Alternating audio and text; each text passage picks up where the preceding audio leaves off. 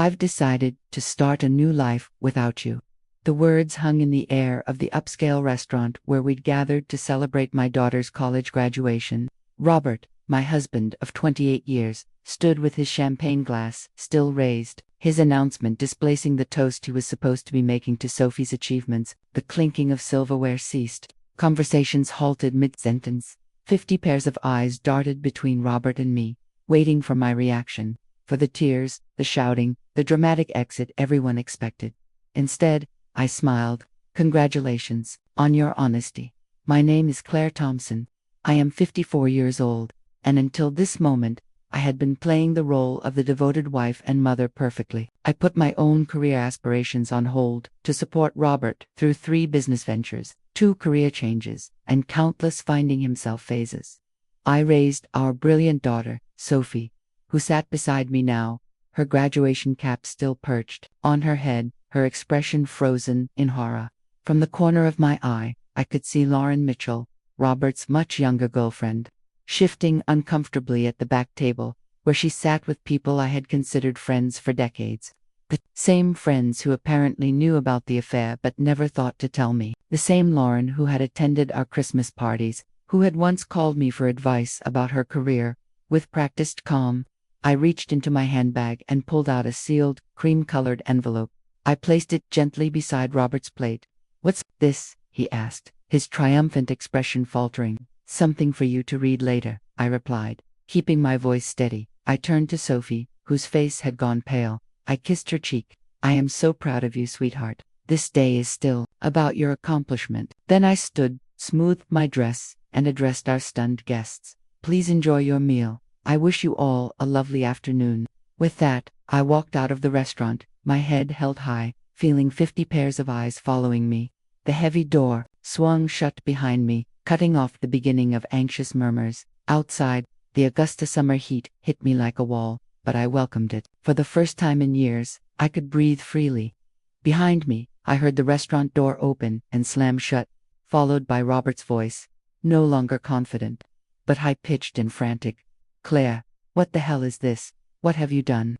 I kept walking, allowing myself a small smile. The envelope I'd handed him contained the beginning of my revenge. One I'd been meticulously planning for months. I had always been the practical one in our marriage.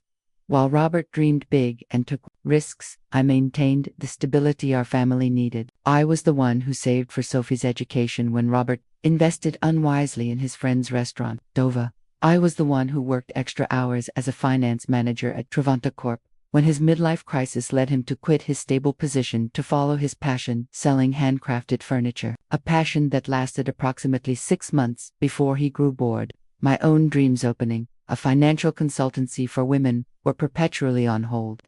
After Sophie graduates, I told myself. After Robert finds stability. 3 months ago, I noticed discrepancies in our joint accounts. Small transfers to an account I didn't recognize. Having spent 20 years managing our family finances, these irregularities stood out like red flags. I could have confronted Robert immediately, but something held me back.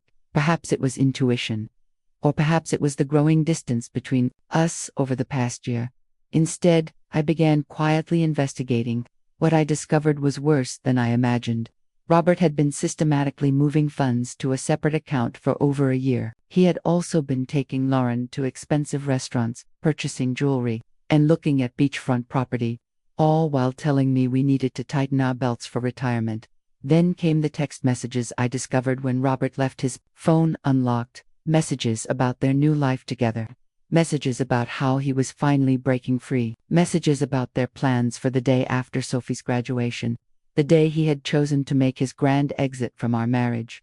What Robert had forgotten, or perhaps never fully grasped, was that I had been a financial professional for 30 years. I understood money trails. I knew how to trace assets, and most importantly, I remembered the prenuptial agreement we had signed 28 years ago when I had more family money than he did. The agreement he had insisted upon, ironically, to protect his future earnings, contained a fidelity clause that would prove to be his undoing. While Robert plotted his escape with Lauren, I was building my case. I consulted with attorneys. I documented every hidden transfer. I gathered evidence of their affair. I prepared divorce papers. I timed pattern perfectly, knowing Robert would want to wait until after Sophie's graduation to avoid ruining her big day. What he didn't expect was that I would serve the divorce papers the morning of the graduation before his planned announcement. But with the papers still safely hidden in court records not yet accessible to him, what Robert didn't know was that I was always 3 steps ahead. I didn't return to the restaurant. Instead, I drove to our home, a spacious colonial in Auguste, the historic district that we had purchased 15 years ago. The house that Robert had already promised to Lauren, according to text messages that he didn't realize I had seen. I parked in the driveway and calmly entered what had been our shared space for over a decade. Everything looked the same. The family photos on the walls, the antique grandfather clock that had been my father's, the worn leather couch where Robert and I had once dreamed of our future together. Yet everything had changed. I went upstairs to the master bedroom and opened the closet. Robert's clothing was already packed in suitcases, hidden in the back, ready for his planned departure tomorrow. I smiled at his predictability. He had always been meticulous about clothing, but careless about the important things. My phone buzzed incessantly with messages from friends at the restaurant. From Sophie, even from Robert's sister Ellen, who had flown in for the graduation. I responded only to my daughter, "I'm okay. This isn't your burden to carry. Enjoy your graduation day. We'll talk tonight. I love you." I had protected Sophie from the truth for months, not wanting to overshadow her final semester with family drama. She would be angry that I hadn't told her, but I knew she would understand eventually. Sophie had inherited my practicality along with her father's charisma, a powerful combination that had helped her graduate with honors. 3 hours later, I heard Robert's car in the driveway. The front door slammed open. "Claire," he shouted, his voice echoing through the house. "Where are you?" I was sitting in the living room, calmly reviewing documents on my laptop. I closed it as he stormed in, his face flushed with anger, the envelope clutched in his hand. "What is the meaning of this?" he demanded, waving the papers. "You served me with divorce papers today of all days." "I thought it aligned nicely with your plans," I replied calmly. "You wanted to start your new life. I'm simply helping facilitate the transition." "You had no right to," he began. "I had every right," I interrupted, my voice steady. "Just as you had every right to choose, Lauren. We all make choices." "Robert, the prenup expired years ago," he said, his voice suddenly smug. "Any lawyer will tell you that." I allowed myself a small smile. "Actually, it didn't.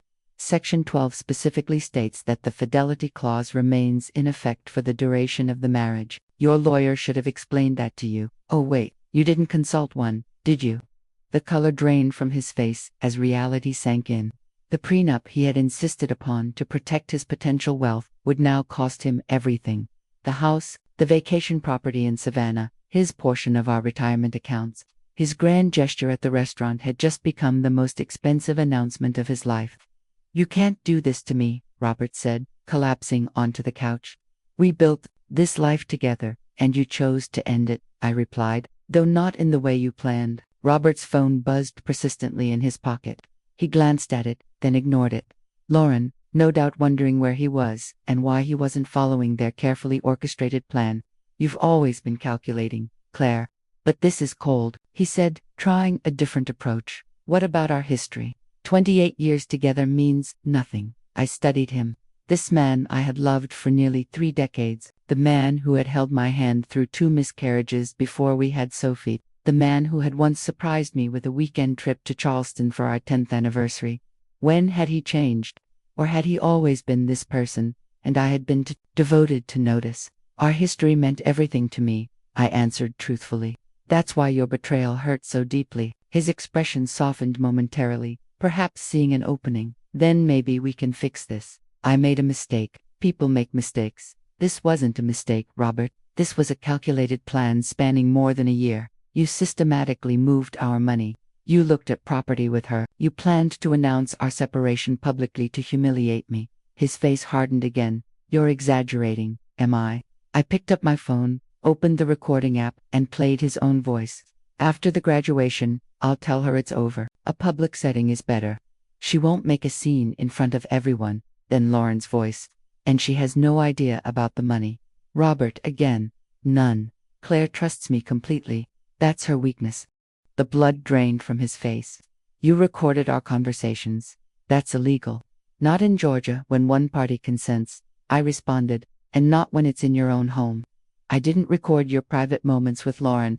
I'm not cruel, just the conversations about your plans to defraud me. Robert stood suddenly, agitated. I need to make some calls. Of course, I said. Your attorney might be a good start. I'll be staying at Elon's tonight. Ellen's, he sputtered. My sister's house. I nodded. She's quite upset with you, actually. She was the one who first spotted you and Lauren together last Christmas. She didn't tell me immediately. She confronted you first. You promised her it was nothing, that you would end it. When she realized you hadn't, she came to me. This was another blow he hadn't anticipated. Ellen and I had always been close, but Robert never imagined his own sister would choose my side. Everyone's betraying me, he muttered. Ironic, isn't it? I gathered my purse and a small overnight bag I had packed earlier. You have until tomorrow evening to remove your things from the house. After that, the locks will be changed. As I headed toward the door, Robert called after me, desperation in his voice. What about Sophie? Have you thought about how this affects her? I paused, anger finally breaking through my calm facade. Don't you dare use our daughter as a shield, Robert. You certainly weren't thinking about her when you were planning your new beachfront life with Lauren. His phone buzzed again.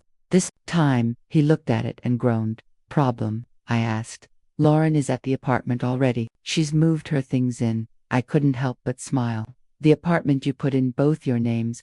The lease you signed last month. Robert nodded, looking confused. You might want to check with the leasing office. That application was flagged for credit issues and never completed. The agent called our home phone to verify information. I handled it myself. I walked out the door, leaving Robert to face the first of many consequences. His perfectly planned new life was unraveling faster than he could process. Ellen lived in a charming bungalow across town, close to the university where she taught literature. When I arrived, she greeted me with a fierce hug. I just heard from Sophie, she said, pulling me inside. Are you okay? I'm better than I expected, I admitted, following her to the kitchen where a bottle of wine was already open. I never thought Robert would make such a spectacle, Ellen said, pouring two glasses. The restaurant, in front of everyone. He's lost his mind. It was meant to humiliate me, I explained, accepting the glass. A public rejection, so I couldn't fight back without looking hysterical. Ellen's face darkened. My brother always did have a flair for drama, but this is beyond anything I expected from him. We settled in her sunroom, surrounded by potted plants and bookshelves. Ellen had never married, preferring her independence and academic pursuits. Over the years, I had sometimes envied her freedom. What did you put in that envelope that made him so upset? She asked. I explained the contents, the divorce filing, the evidence of his financial deception, and most importantly, the prenuptial agreement that would leave him with far less than he had planned. The prenup, Ellen said, amused. I remember when he insisted on it. Father had just given him that money for his first business, and he was so worried about protecting it. She laughed bitterly. The irony is delicious. My phone rang. Sophie. I took a deep breath before answering. Mom, she said immediately, her voice strained. I'm coming over to Aunt Ellen's, honey. You don't have to. I'm already on my way, she interrupted. Dad is telling everyone you've lost your mind, that you've been planning this for months. He's saying horrible things. Of course he was. Robert always rewrote narratives to cast himself as the victim. Let him talk, I said. The truth will become clear soon enough. 20 minutes later, Sophie arrived, still in her graduation dress, but with her makeup smudged from crying. She fell into my arms like she used to as a child after a nightmare. Why didn't you tell me? She asked, her voice muffled against my shoulder. I didn't want to ruin your final semester, I explained. You worked so hard for this day. She pulled back, wiping her eyes. Well, Dad took care of ruining it. Anyway, we moved to Ellen's living room, where Sophie finally got the full story. How I had discovered the affair, the financial deceptions, and the plans Robert and Lauren had made. I knew something was off with Dad, Sophie admitted. He's been different, distracted, always on his phone, but I never imagined. None of us want to see these things in people we love, Ellen said gently. My phone buzzed with a text message from Michael Carter, my attorney. The emergency filing had been approved. The accounts I had identified were frozen, pending the divorce proceedings. Robert now had limited access to funds, enough for living expenses, but not enough to follow through on the property purchases he had planned with Lauren. I showed the message to Ellen and Sophie. Good, Sophie said firmly. He deserves it. My daughter's loyalty warmed me, but I wasn't naive. He's still your father, I reminded her. Your relationship with him is separate from what's happening between us. Sophie shook her head. Maybe someday, but right now, I can't even look at him. He hugged me this morning and told me how proud he was. All while planning to blow up our family. Hours later, the doorbell rang, interrupting our conversation. Ellen went to answer it, returning moments later with a troubled expression. It's Robert, she said. And he's not alone. I steeled myself as Ellen led Robert and Lauren into the living room. Lauren looked uncomfortable, shifting her weight from one foot to the other, her eyes darting around the room. She was 37. Not exactly a trophy wife, but still 17 years my junior, with shoulder-length blonde hair and the kind of confidence that comes from never having faced real hardship. Robert, by contrast, looked furious. His earlier desperation had hardened into anger. Claire, you need to stop this insanity, he demanded. Unfreeze the accounts. We can discuss this like reasonable adults. Sophie stood up, placing herself slightly in front of me. Maybe you should have tried being reasonable before announcing to everyone that you were leaving, Mom. Robert's eyes widened as if just noticing our daughter. Sophie, this doesn't involve you. Doesn't involve me, she echoed incredulously. You blew up our family on my graduation day, and it doesn't involve me. Lauren touched Robert's arm. Rob, maybe we should go. He shook her off. No, I'm not leaving until Claire agrees to be rational about this. Ellen folded her arms. My sister-in-law seems to be the only rational person in this scenario. You're the one who created this mess, Robert. I remained seated, watching the drama unfold. For years, I had been the peacemaker, the one who smoothed over conflicts and kept everyone happy. That role was exhausting, and I had finally set it down. The accounts will remain frozen until the preliminary hearing, I said calmly. That's in 3 days. The judge will determine appropriate asset division at that time. 3 days, Robert sputtered. What am I supposed to do for 3 days? You have your personal account, I reminded him, the one you've been funneling money into for the past year. That should be sufficient. Lauren's head whipped toward Robert. You have a separate account with how much in it. An interesting dynamic was emerging. Clearly, Robert hadn't been entirely forthcoming with Lauren either. Robert ignored her question. This is vindictive, Claire. This isn't like you. Perhaps you never really knew me, I replied, just as I apparently never really knew you. Sophie turned to Lauren. Did you know he was going to announce it like that at my graduation celebration? Lauren had the decency to look ashamed. I thought he was going to talk to your mother privately. The announcement today was unexpected. Robert shot her a betrayed look. Cracks were already forming in their united front.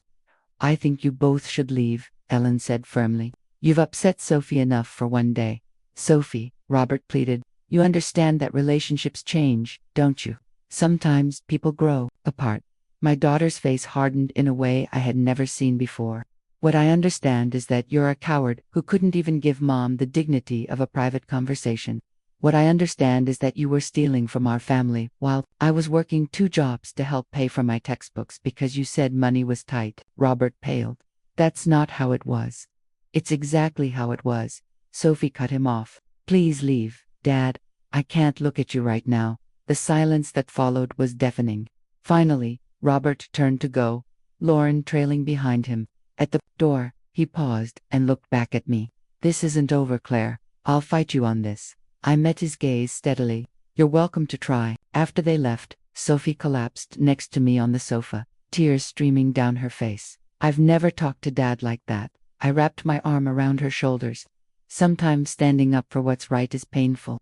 Ellen brought us fresh glasses of wine. To new beginnings, she said, raising her glass. Indeed, I thought, this ending was just the beginning of something new. The preliminary hearing took place in a small courtroom on a rainy Tuesday morning. I arrived with my attorney, Michael, while Robert came with a lawyer he had hastily retained, a young associate from a firm that specialized in corporate law, not family matters. Robert's poor choice of representation was yet another consequence of his rushed planning. The judge, an older woman with sharp eyes and no patience for dramatics, reviewed the prenuptial agreement carefully. This document appears to be in order, she said, looking over her reading glasses at Robert's attorney. Do you contest its validity? The young lawyer cleared his throat. Your Honor, we believe the agreement has expired due to the length of time that has passed. Section 18 clearly states that the duration is for the term of the marriage, plus any legal proceedings resulting from its dissolution. The judge read aloud. There is no expiration date indicated. Robert leaned forward to whisper urgently to his lawyer, who looked increasingly uncomfortable. Furthermore, the judge continued, the evidence of systematic fund transfers appears to violate the financial disclosure requirements in Section 23. She shuffled through the papers, then looked up. I am ruling to maintain the freeze on joint accounts pending full financial discovery. Mr. Thompson's personal account will remain accessible to him. The family home will remain in Mrs. Thompson's possession during proceedings, as stipulated in the prenuptial agreement's infidelity clause. Robert's face flushed dark red. This is outrageous, he muttered, loud enough for me to hear. The judge fixed him with a stern look. Mr. Thompson, I suggest you review the agreement you signed more carefully. This court will reconvene in 30 days for the full hearing after discovery is complete. As we left the courtroom, Robert caught up to me in the hallway. Claire, please, we need to talk about this reasonably. 28 years together has to count for something. It counted for everything, I replied. Until you decided it didn't. I walked away, leaving him standing alone in the courthouse corridor, the weight of his choices finally beginning to sink in. Word spread quickly through our social circle. Friends called daily, some offering support, others seeking gossip. I maintained a dignified silence about the details, simply saying, Robert and I are separating. These things happen. Meanwhile, Robert's carefully constructed facade was crumbling. The image he had cultivated, successful businessman, devoted family, man, was tarnished beyond repair. The financial freeze meant he couldn't follow through on promises made to Lauren. The beachfront property they had been planning to purchase fell through. The luxury car he had put a deposit on had to be cancelled. 2 weeks after the hearing, Ellen called me, her voice tinged with amusement. Have you heard the latest? Lauren moved out. Already? I wasn't entirely surprised, but the speed was impressive, apparently. She discovered that Robert's business isn't doing as well as he claimed. The substantial savings he talked about don't exist. She told her friend Jennifer that she didn't sign up to date a man with financial problems. I couldn't help but laugh. He always was good at creating illusions. Meanwhile, I was rebuilding. The financial security I had always maintained, separate from our joint accounts, gave me freedom Robert hadn't anticipated. I rented a small office space downtown and began setting up the consultancy I had dreamed about for years. My first clients were 2 women going through divorces of their own. Word of mouth brought more. I specialized in helping women understand their finances during major life transitions, divorces, widowhood, career changes. The work was immediately fulfilling, in a way my corporate job never had been. Sophie, who had accepted a job with a marketing firm in Charleston, called me regularly. I'm so proud of you, Mom, she told me after I described my growing client list. You're helping people during their worst moments. I'm just doing what I wish someone had done for me earlier, I replied, preparing women for whatever might come. Being needed for my expertise, rather than my caregiving, was a novel and empowering experience. Word count, 300. The final divorce hearing fell on what would have been our 29th anniversary, a fitting end to a chapter of my life that had lasted nearly 3 decades. Robert arrived looking haggard. I later learned that his business was struggling without my financial support and guidance. Lauren was long gone, already dating a real estate developer from Savannah. Most of our mutual friends had distanced themselves from him after learning the full story of his deception.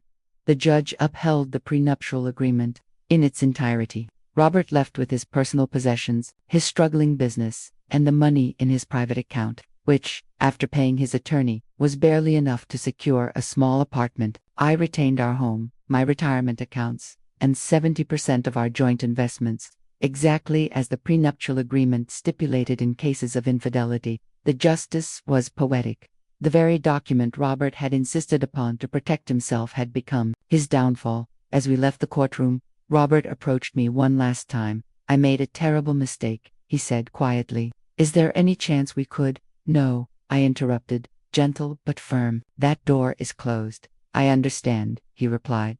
And for once, I believed he did. I hope you find happiness, Claire. You deserve it. It was perhaps the first honest thing he had said to me in years.